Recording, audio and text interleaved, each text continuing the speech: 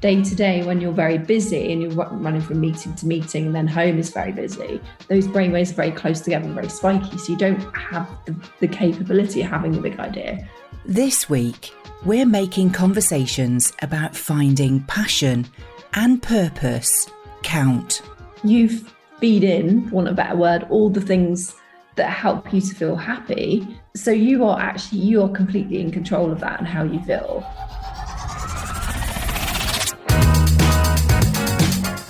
Our expert this time is a lady who helps you find your fire. Her training is literally called On Fire Leadership. I'm going to introduce Nicola Buckley to you, but I'm going to tell you a little bit about what we're going to be talking about in this conversation. Remember to breathe. Sometimes it's just the simplest of things that can help us feel enormously better. We cover things like hybrid working and how the last couple of years has turned everything on its head. It's put everything in a black bin liner, shook it all about, tip it out and see what sticks. And it doesn't work for everybody. So we've got to remember to be kind, because those ideas that we have in how things are going to be going forward don't always translate in reality. So it comes down to saying no for now, because it might just not be the right time. And of course, we've got to prioritise our own rest. It has been relentless. So that rest is really important because it allows us to recognise our own feelings and trust our instincts. So let me now introduce you to Nicola. Or should I say, I'm going to ask her to do it for me. Just remind us, what's your catchphrase? Because I kind of got myself into a bit of a tongue twister trying to practice this. And I just went, I'm just going to get Nicola to say it. I help women at the top find their fire, that passion, that purpose, that excitement, so they can drive positive change. Yes. And I think it was that free from overwhelm. That was the part that made me go, do you know what? Being a woman, and this is not to discount men's roles, right? That's what we've got to say here, because men have a part to play. Yeah. Is that, you know, for example, today I was talking to a lady who was of WI age and said, I can't bear to go because a room full of women is like having your eyes scratched out. And I felt incredibly sad. But I still had to find a way of justifying that women can be a little bit like that because we're in charge of such a lot. Different aspects of our life. You know, we're mums, we're housekeepers, you know, we're the bookkeepers too often. We have to be the procurement department. So when you break down what it is to be a woman in a family setting, there's quite a lot of departments that come into play, and it can be overwhelming when you're trying to do all of that and go and do a job. Where do you think we should start, aside from saying, well, just breathe? I actually think breathing is a really good place to start. Yeah. Because I think it's that pause, isn't it? It's that giving yourself the chance just to it's very easy to fall into doing mode. It's very easy just to keep going.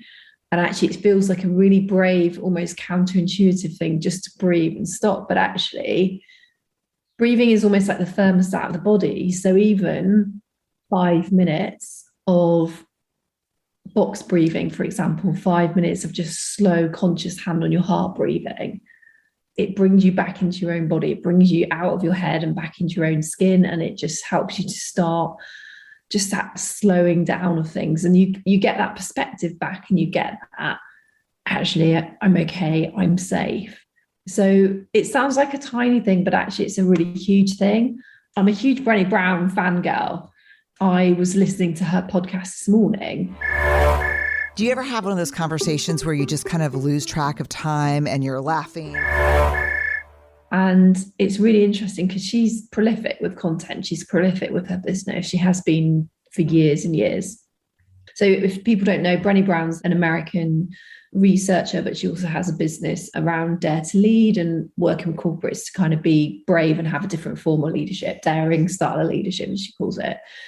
And they're actually closing the company for a month, and they're actually taking 4 months off social media, and she's taking 4 months off work because everyone's kept going for so long in that organization. There's almost a sense of, we've kept going through lockdown. We've kept going through, that first bit when we're working out what it was, that second bit of then implementing our day-to-day lives and how is it different. The third bit of then making that normal so that we can go to work, so that we can support our children and our family. And then the fourth bit, coming back into a bit of more normality, but at no point have we ever stopped to allow ourselves to grieve for the things we've missed, to miss that way of life and how it's changed, to that energy that it takes every time someone sneezes, like, oh my God, have you got COVID? Am I going to get it? Am I going to get ill? Quite liberating to hear this morning that actually it's almost, we've been through so much. Is it time to have that almost that restorative kind of pause and rest and stop? And I know it's very difficult and everyone's in a different situation, but is that, a day away for yourself? Is that even taking 5 minutes to pause a breath? Because it starts with that, really. Where to start with that kind of information? Because the first thing I was thinking was how brilliant a strategy, because 4 months off, if you were thinking of doing anything with them and it was down the line, you would make a point of setting that up now to be sure it was in place. Yeah. So it can actually cement not just the idea, but becoming a reality. Yeah. So I think that's really clever.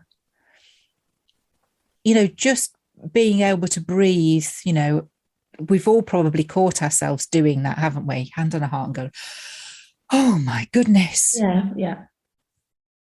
Before we face into something again. Yeah, but if we're not careful, we can do that and catch ourselves. But I would just say, right, question yourself. How many times are you doing that? How often is that showing up for you? Yeah. Because there's the indicator, isn't it?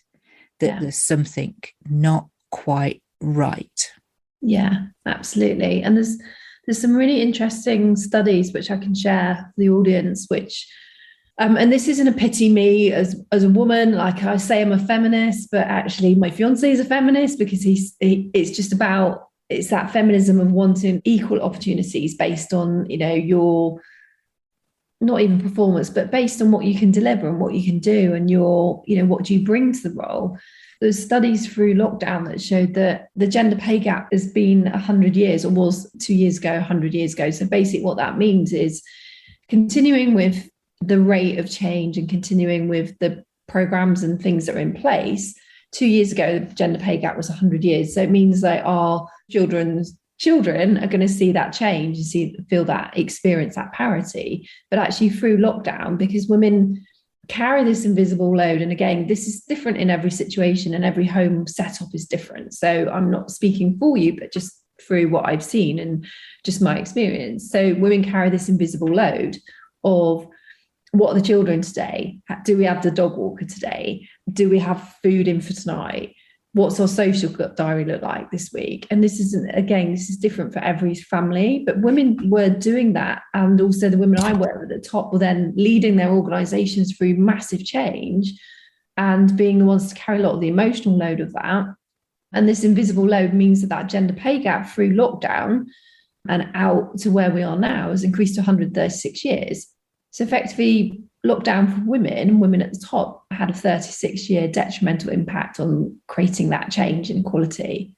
Which is madness, because when you think about the effectiveness of those women, you would expect it to go the opposite way. And just to sort of counter the argument of the invisible load, it doesn't mean to say that men don't worry, but they worry about different things, don't they? They worry about, I know certainly in my experience, my husband worries about having the mortgage paid off and retirement. So that tends to be much bigger picture stuff.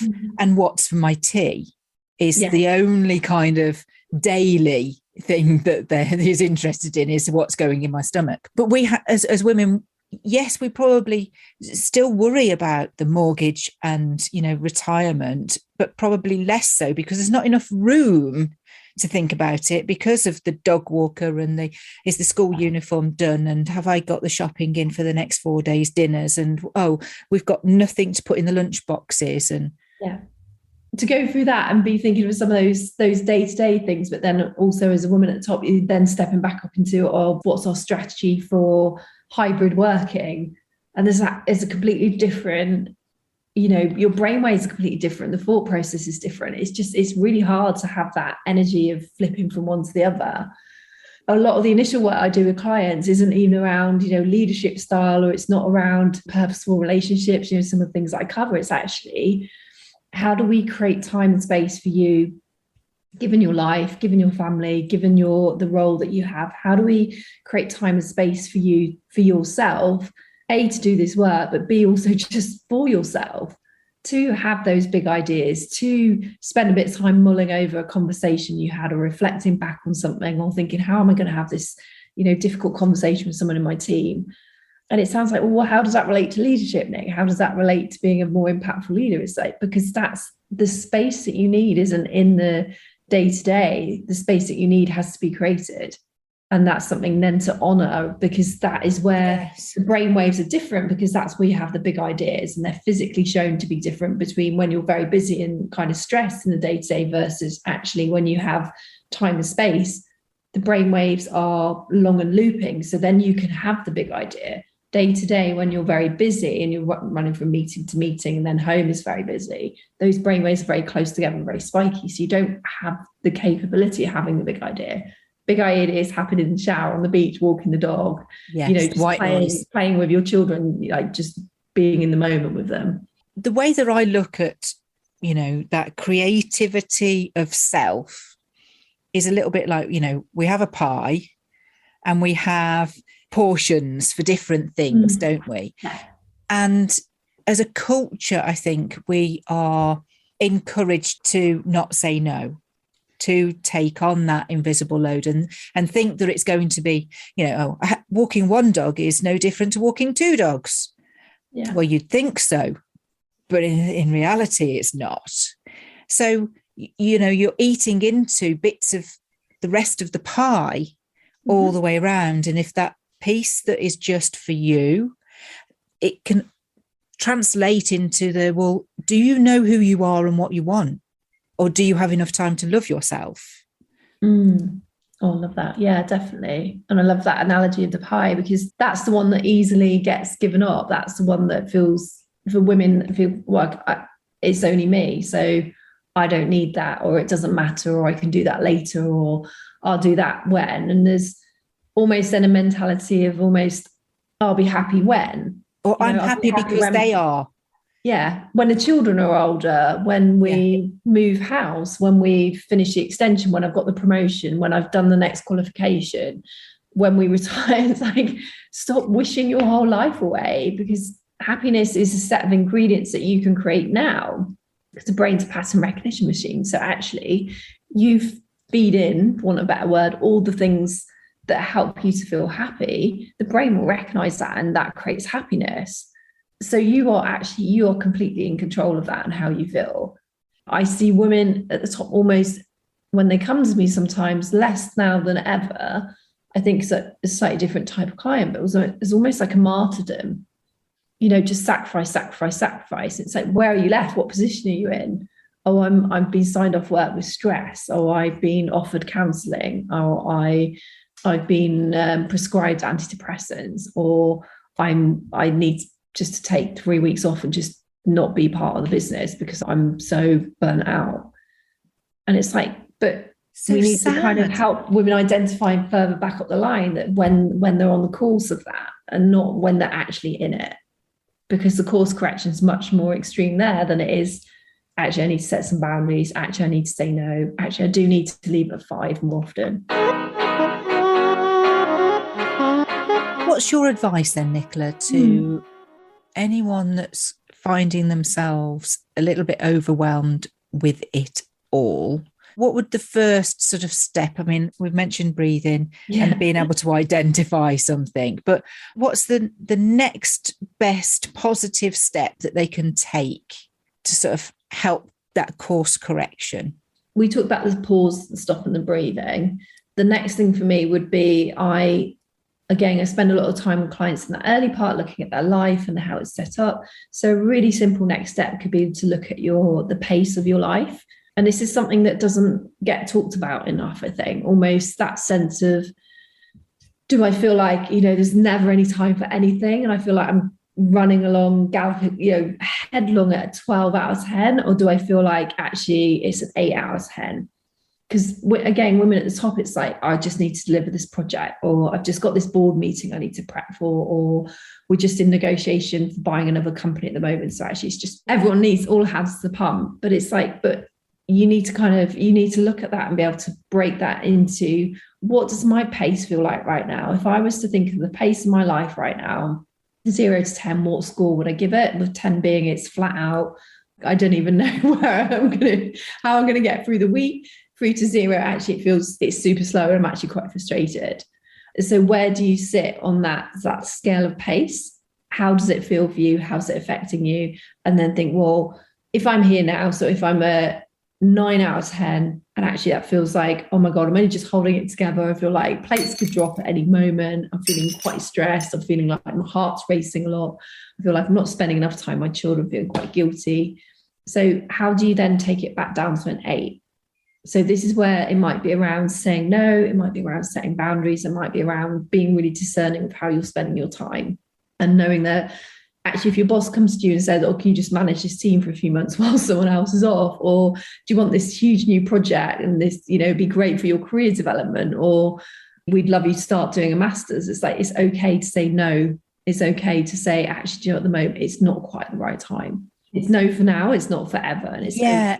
There's a fear that, like you said, that fear of saying no, and it doesn't make you a bad person. You're not saying no to that thing forever. You're saying no to that thing right now. And that's something that can change over time. But pace, I think, is a really powerful one to look at if you're feeling like you're overwhelmed and there's a lot going on at the moment. Do you think we ask ourselves often enough, if I stepped out or back from being in this situation, what support do I have? Who can I lean on? Who can I bring in that would, so that if I didn't need to be here? Do we ask ourselves that enough, or do we just plough on blindly? I think there's a lot of ploughing on blindly. And I think Glennon Doyle talked about it on her podcast around burnout and the fact that there's this almost creative lag from everything we've been through over the last few years that's created it's almost this burnout, but almost because there hasn't been an end to it, because it's been every day for the last few years. There's almost like there's been no actually we're through that, or something's different now. I think we're desensitized from almost like there's this almost like a collective trauma, cause and effect, the best word. Like we have run out. We used to call it in my family, like mommy's run out of mommy. Like I have run out of Glennon. Sister has run out of sister. We are, and so I started paying attention to friends who are talking to me honestly about their experience in life right now. And the words they're using to describe themselves are so fascinating. Zombie, robot, ghost.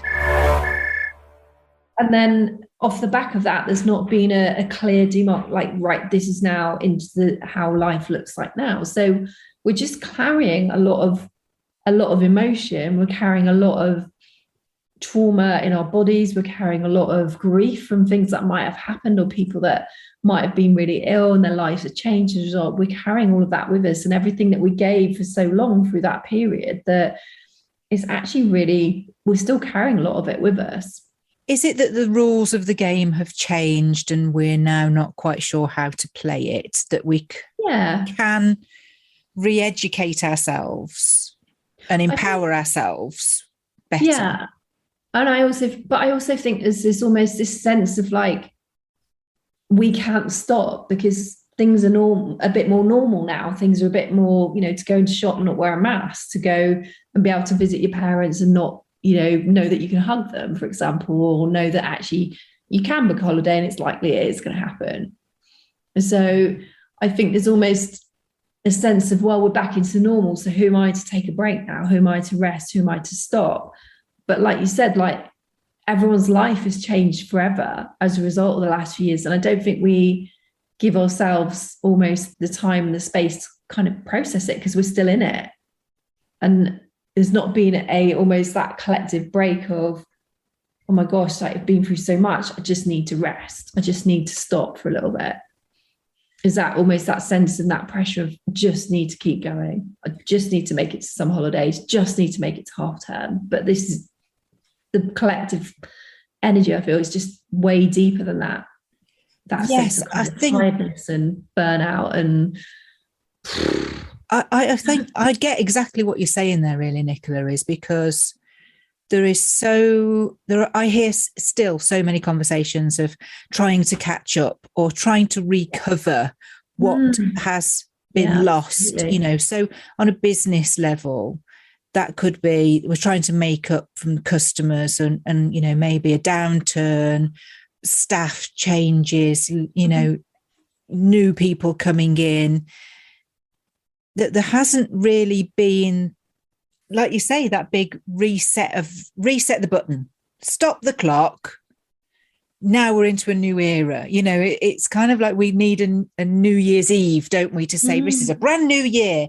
And that feeling that we get for, making resolutions or, setting intentions or making intentional memories, whatever it is, I do get that we kind of need that. And sometimes the stories that we hear in the media certainly don't help us put anything to bed either, does it? No. There's a brilliant book on burnout. There's two sisters that wrote it together. I can't remember their name off the top of my head, but I can share a link, which is the idea and the concept that effectively burnout is a collective. It's when we don't finish the cycle of our emotions. So every time we have a feeling, every time we have an emotion, there's almost like it passes through our body. And then if we then shift it out of our body, it's played its role. It's given us our message or the feedback that we needed from it. But because we haven't had that through lockdown and everything that's happened, we're kind of carrying all of that with us still. So it's almost like the collective emotions that we've had for the past few years, we're still carrying some of that with us. And really burnout is when we don't go through and end that cycle of the emotion through our bodies. So because we haven't had that break, because we haven't allowed ourselves to grieve or to reflect, or like you said, kind of hit the reset button, we're carrying a lot of that with us still. It's surreal, isn't it? Because when we deal with an emotion in ordinary times, we take that signal, don't we? And we know how to process it. But as a collective, there has been no significant signal other than mixed messages. That means that we don't actually believe that signal is true as well. So do we need to give ourselves permission and to ignore the collective and do what is best for ourselves? Is that a good place to be?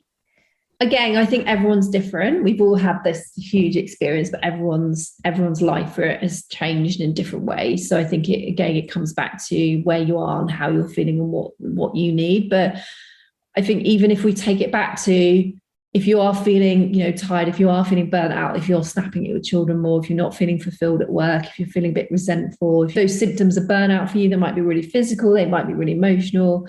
If you're feeling like that, just a place to start understanding what's going on for you. And it's just like a daily check-in with yourself, which again, I get a lot of my clients to kind of think about this, because a lot of them are women at the top that are giving a lot to everyone else, but they kind of lose the connection and understanding of themselves. So that is a very simple, in the morning or in the evening, whatever works for you. Most of my clients do this in the morning. Just ask yourself 3 questions. How do I feel today? What's going on for me? Like, what's the story playing out for me today? And what do I need today?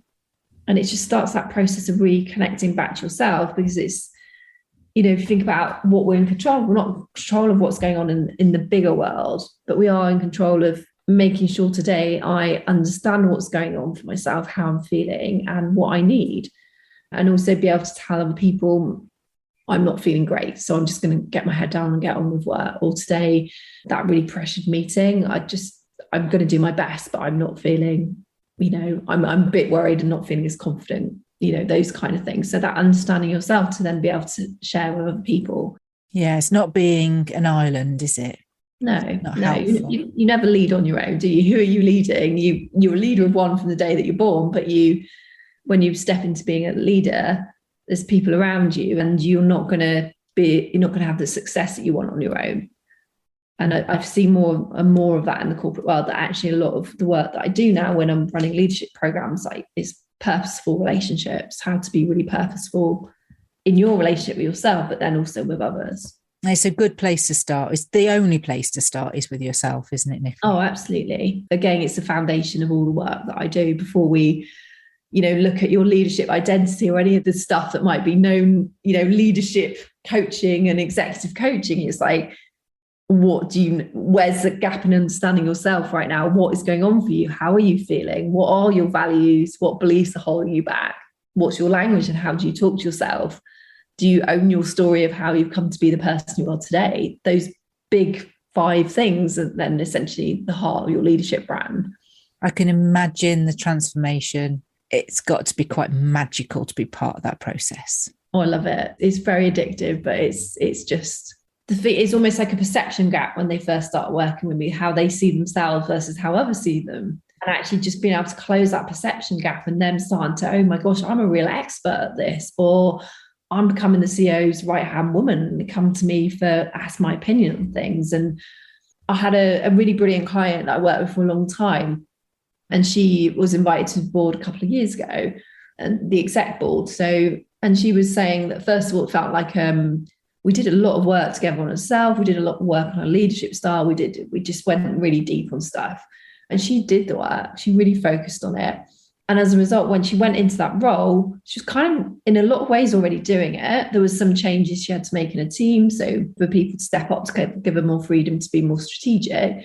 But she said, if I feel like I'm picking on a coat and that coat didn't really fit at first, and it's a beautiful coat that I love, and I love the colours, but at first it didn't quite fit me. It was feeling a bit off. It felt like it was almost a little bit too much for me. But now when I go into those meetings, I have this mindset of like, I'm putting on this coat and I'm stepping into it, and the coat I love, I look great in it, I stand proud and tall in it.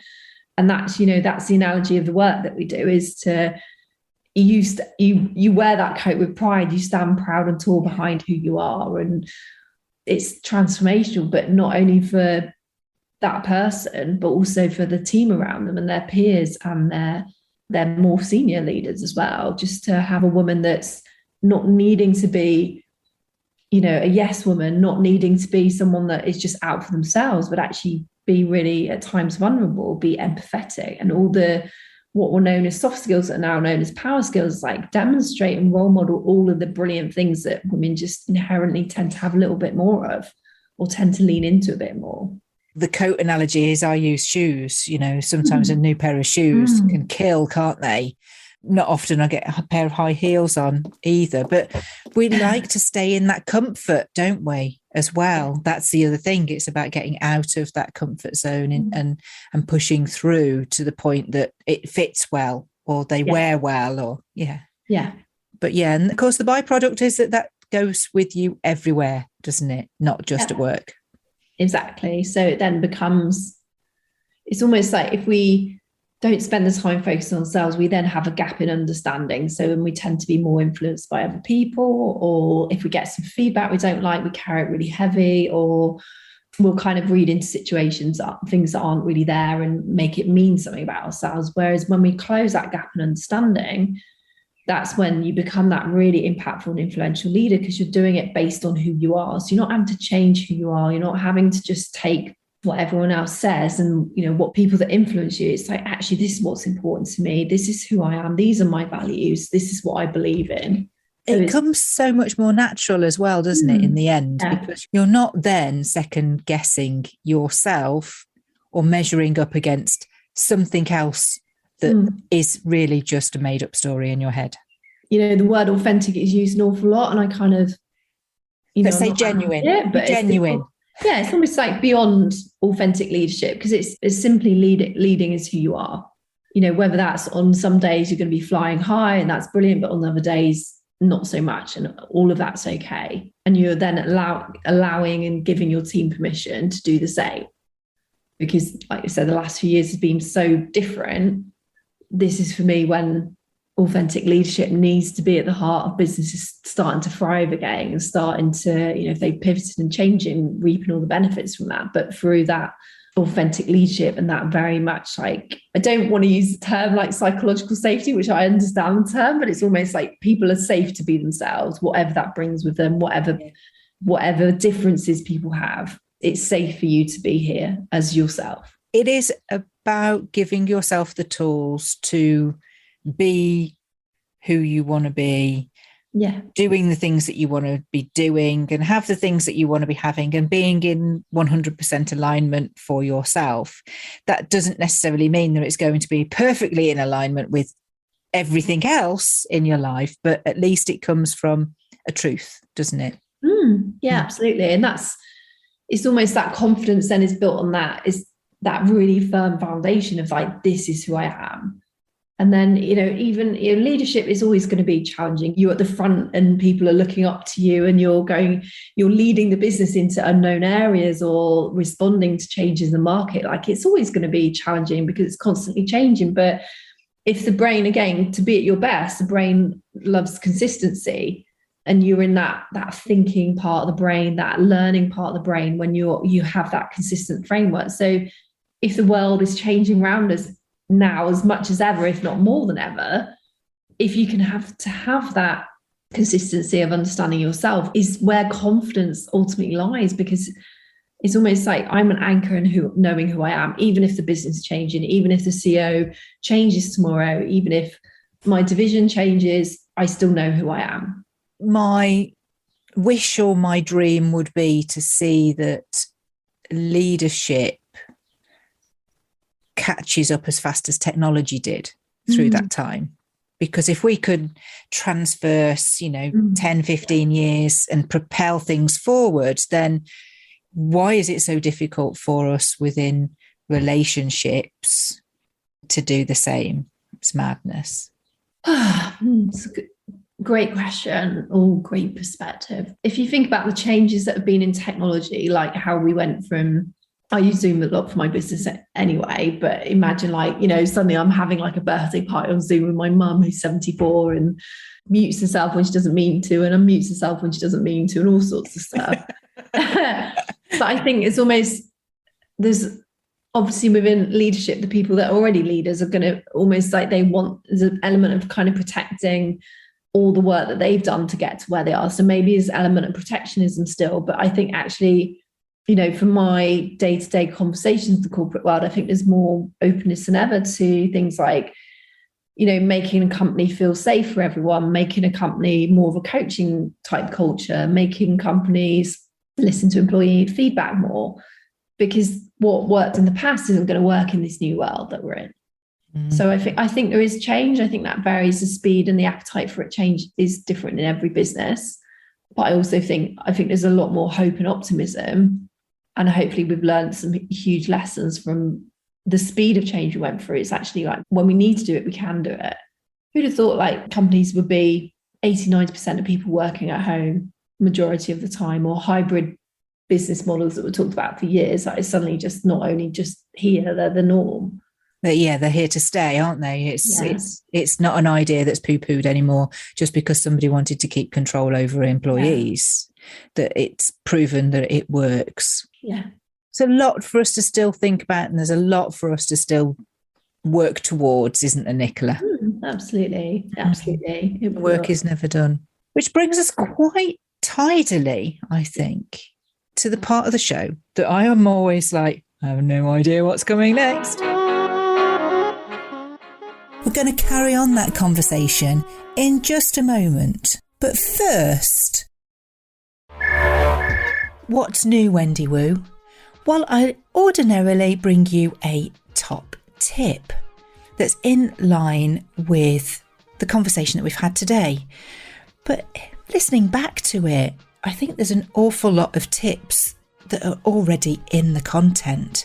So I wanted to share with you a review that we received recently from a past guest, Michael Bahanis. Michael writes, "It's no surprise this podcast is a British Podcast Awards finalist. What a listener and question asker Wendy is. Nothing is scripted, that's true. It all flows freely and you feel right at home when Wendy receives you as a guest in her podcasting world.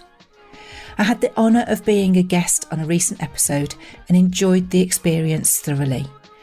Wendy has a rare gift of making her guests think very deeply about their field of expertise and go beyond the mere repetition of talking points. This is one of the main reasons the podcast is so eminently listenable. I have no doubt many awards are to come and podcasting stardom is but a question of time for Wendy Woo." Well, Michael, I have to say thank you to you and to Anna for being my guest that day. It just absolutely gives me goosebumps reading that back for about the 30th time, because it means an awful lot to us here on the show that you feel that way. We love to hear reviews.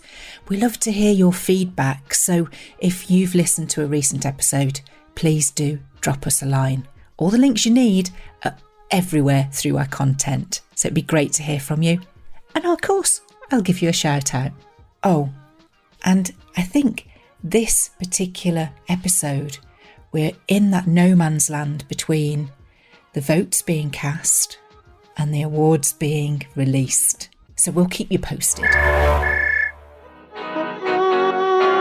I say to you, Nicola, I asked you to think about one conversation that changed everything. If you're ready to share that with me. Yes. It all goes back to one conversation that I had, and it was probably about, I would say 7 or 8 years ago, let's say 8 years ago now. And it was the time when holidays were normal and we travelled just as part of what we did. And I went on a retreat to Thailand. So all of my work's neuroscience based, and I'm an absolute neuroscience geek. So this was with my coach at the time that I did all my mind map diploma with.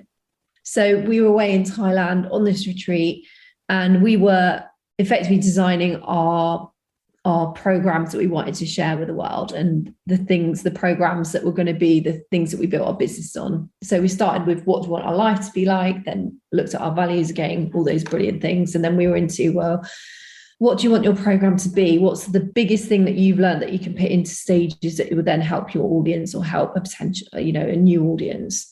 We were all kind of thinking this through and went away to map out those different steps. And I realized that my biggest challenge had always been not feeling enough, not enough of anything, not pretty enough, not successful enough, not enough. So this had always been nipping at my heels, and I've done a lot of work over the last few years. It doesn't feel the same anymore. It's kind of like it just nips at me sometimes when I'm maybe overdoing things or tired or just having a wobble. It doesn't own me anymore. It's quite a shift for me. So I was sat down writing about this program, and I was mapping out the steps. So if someone came to me and said, "Nick, I don't feel enough. How are you going to help me to feel enough?" So I sat by the pool, beautiful location, the sun's shining, but I'm really getting really, really stuck in my own head. And also I think I was living through a lot of the heaviness that I'd carried through not feeling enough. And I've had this, my third business. So my first business didn't take off for certain reasons, and I ended up closing that business. I carried a lot of shame about it, and it was like I sat thinking about all this, and I started crying. And I had a friend that was sat to the side of me, on these retreats, you tend to develop quite intense friendships. And this particular friend was a Scottish lad, a little bit younger than me, and he's just incredibly direct, and I loved it. So he was just sat near me, and he came over. He said, "Are you okay? I just wanted to check in with you." I said, "I'm really not. I think I'm overcomplicating this. I'm quite stuck in my head. I'm sat here thinking, who on earth is going to ever want to invest in this?" And now having worked with thousands of people, I know a lot. A lot of people need help with that same, I'm not feeling enough. I said, "I'm just really struggling. Like, no one talks about this. Like, I don't feel enough. It's just, it might be a byproduct. It might be part of something, but no one coaches someone from not feeling enough to feeling enough."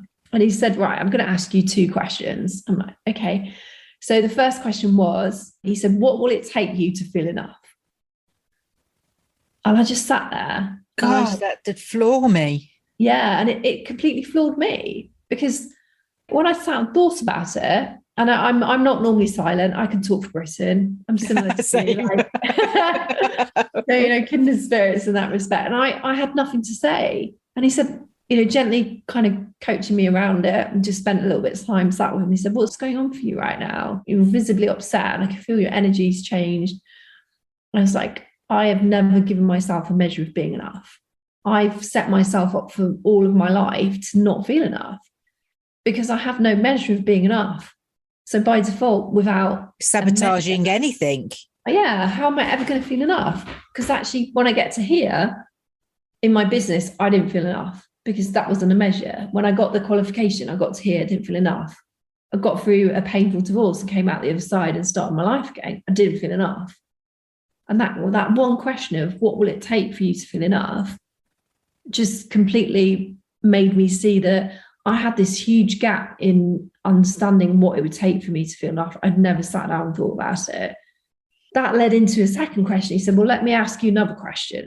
My first dog was a little, he was a reho, he was a little white Jack Russell. His name was Sam. So he said, "Right, let me ask you something different then," just to kind of think about this from a different perspective. He said, "Sam's enough, right?" I said, "Of course he's enough." He said, "You love him completely?" I was like, "Yeah, absolutely, without condition." He said, "Does Sam need to go to crafts? Does Sam need to be more trained?" I was like, "Well, probably should be a bit more trained, but that's a whole other thing." He said, "But the point is, Sam is already enough. And you've got this scratty little white dog that you love completely. You love the bones of him, and you would do anything for him. And he's like your child, yet you're not enough. And you're his mum." And I was just really shocked of how I treated myself so badly to allow myself to love Sam unconditionally, but not feel the same about myself. And it was just, again, that realization, Sam doesn't need to change who he is as a little dog. Sam doesn't need to go to crafts. He doesn't need to be, he doesn't need to be a pedigree. He's Sam, and I love him. But I'd never allowed myself to think that about myself. And those 2 questions of what will it take for you to feel enough, that realization that I'd never set a measure or gave myself a point at this, you're enough, meant that I, by default, was never going to feel enough. And then the second question, kind of conversation around talking about my dog Sam, was like, how can I unconditionally love my little scratty dog Sam, but I don't feel that about myself? And that whole conversation, I think for me, was this realization of how, for want of better words, I treated myself quite appallingly at times. I kind of like the afterthought after work, and after I'd done everything and proven everything, and then I might think about myself. It wasn't ever going to be in doing something. It wasn't ever going to be external. It wasn't ever going to be fixed. It was down to me to kind of, what do I need to do to feel enough? And those are stages that I created in my program. Yeah. That are, yes, it's a leadership program, but it's also, I will help you to know yourself and know the black and the white and the grey and everything in between, because out of that comes that your leadership identity, out of that comes that confidence, out of that comes that I'm going to have relationships that are really purposeful, that will help me to get to where I want, that feel good. Out of that comes creating a purpose and a vision for the future. So that whole conversation just sent me off on a different route that was away from, I'd had gym businesses, I'd had fitness businesses, and actually I want to be a coach. I want to be a pure coach. That led me into a coaching business, that then led me into starting last year, change it again into becoming a leadership coaching business with women at the very top of organizations. So that conversation for me changed the trajectory of my whole life, because it was that slap in the face almost of, you can't be stuck in not feeling enough, because how are you going to get out of it? How are you going to do? And it actually kicked me into looking at myself, looking at the brilliant bits and understanding and being almost not sympathetic, but, kind of the bits that are a bit flawed. And I kind of, forgive myself those parts of me that are not even flawed, but like my own quirks, my own idiosyncrasies and what I'm just not so naturally adept to. And that's okay. Yeah. And I think, like I said, it was almost that being away, being somewhere different, and then having that time and space to think, which I think is so important for leaders and women at the top. And I think that, that prompt, that very innocent question that to him was really obvious, that I'd never thought about, that, oh my God, there's no measure of being enough. So naturally, I'm never going to feel enough. I need to do this in a different way. It's beautiful that on so many occasions I can say similar, that it's the most obvious thing that sometimes you just need it pointing out. Yeah. It's like somebody will ask me a question and I'll go, but, and it feels like a trick question as well, doesn't it? That's the other thing. Yeah. When you can feel like you're being tricked into saying something and making a fool of yourself, but in actual fact, it is the most obvious thing. And you go, but I know that. It did feel like that. I was like, oh my God, I can't believe I hadn't thought about that before. Yeah. It's as simple as that. Yeah. Just someone else's perspective, someone else's observation, someone else's sharp mind, just like, oh my gosh, of course, because I'd worn that badge for all of my life. So it's still there, but it's not who I am anymore. It can nip at my heels, but it doesn't own me anymore. That's why I say you never know where a conversation will lead.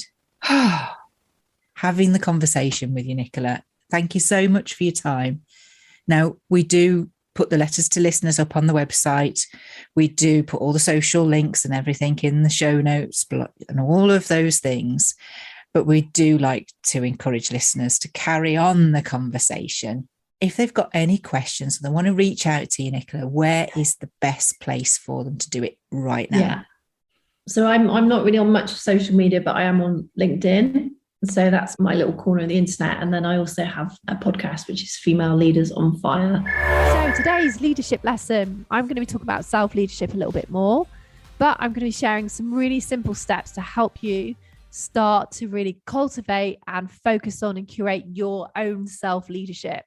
So you might want to get a journal, you might want to get a pen and write these down, or listen to these again when you're maybe not driving, because these are steps that are going to help you to become focused on leading yourself first and self-leadership.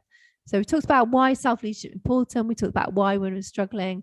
So what are those steps to self-leadership? So, and then my website is nicolascorco.com. The spelling's not easy, so I will send it over to you to add to the show notes. So we'll make sure that we get it absolutely bob on so people can find you. But thank you. No, thanks, Nicola. It's been a brilliant conversation. I know that listeners will love. Thanks. You're welcome. Wow. So the new coat analogy, when you put something on that makes you feel absolutely amazing, that you sort of stand taller in it, that's a great analogy. And for me, I use the new shoes because sometimes you have to put something on that's going to be uncomfortable, because new shoes need breaking in sometimes before they become your favourite. So no matter whether it's new coat or new shoes, if you really, really, truly believe it's the best step that you can take to grow for yourself and in your business, then try that coat on, buy the coat, and take those shoes out for a walk. Next time on the show, we're going to be joined by Catherine Brown. Gosh, we had such a lot in common. We're going to be making conversations about persistence count. The question that often comes up in conversations that might still be interesting to your listeners is that sort of introversion, extroversion question. And I think